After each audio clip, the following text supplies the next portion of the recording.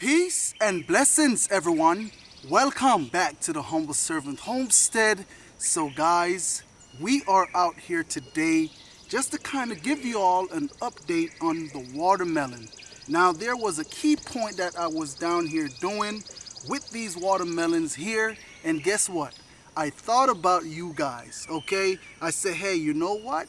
If I'm getting ready to do something with these watermelons, I want to take you guys along. Simpler reason why, because we want all of us to grow beautiful, beautiful watermelon.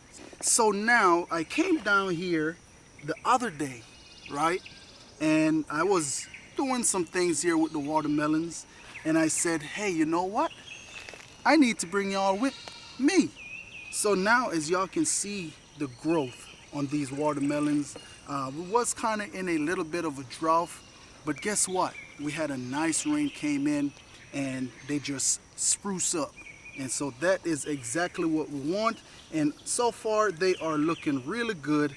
But no further ado, let's go. Let me show you what it is that I was doing down here with these watermelons. Come on along. Okay.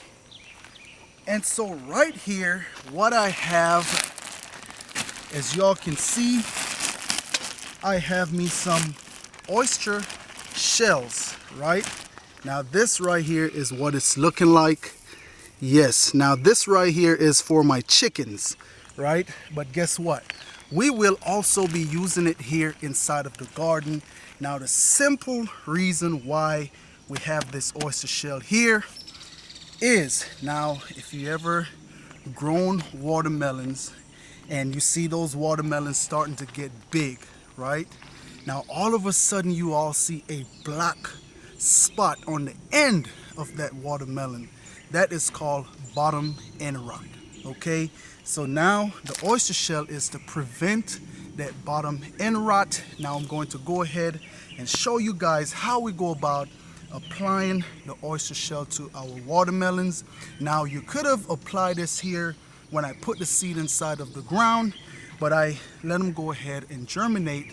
Then I'm going to come on in and apply. Now, so what I want y'all to go ahead and do is to come on down here with me, and I'm going to get my little shovel here. And so what I'm going to do, right, and we're just going to go ahead and dig a hole close by this watermelon here, and we're just going to get a handful or so, about that much, and cover that back. We're going to come on in and do the same thing right over here. And so what I'm really doing right here is feeding this watermelon oyster shells, and that is to prevent the bottom end rots. Okay, so as I go ahead and do that, what I go ahead and do next is, because watermelon is not like pumpkins, right? And so all the nutrients that these watermelons are getting is coming from only one spot, and that is the root. And so that is why we want to make sure that we are taking proper care of this root right here, right?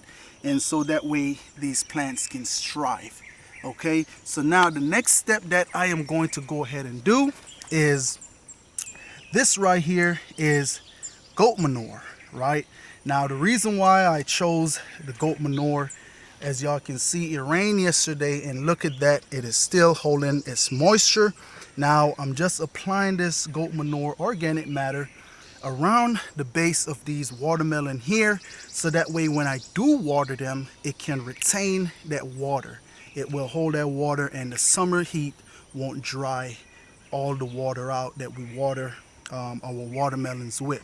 So what I'm going to go ahead and do right now is pretty much get some handfuls and hold my watermelon on up, and I'm going to layer this goat manure around the root of our watermelon.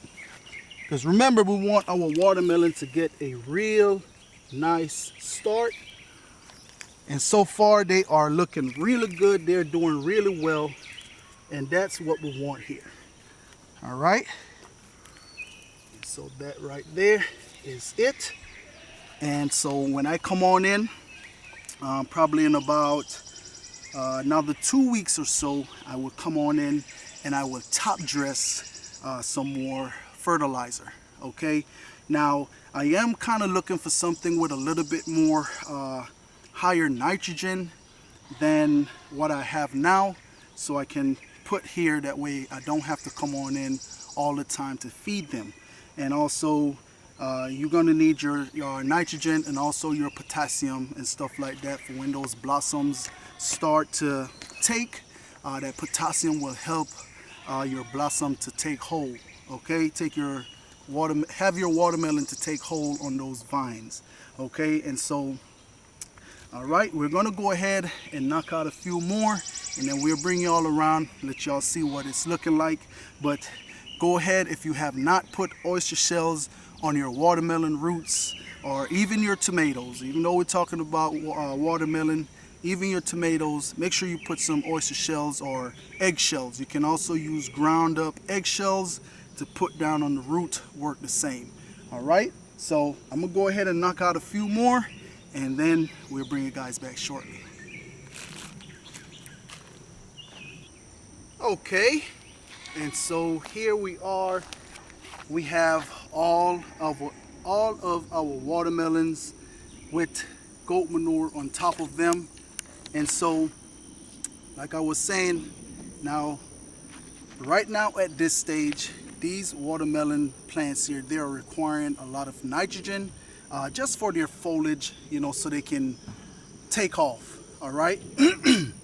And also, once you see your watermelons starting to put on flower and all that different kind of good stuff, then you want to know, make sure, like I say, make sure you come on in with your potassium and also phosphorus.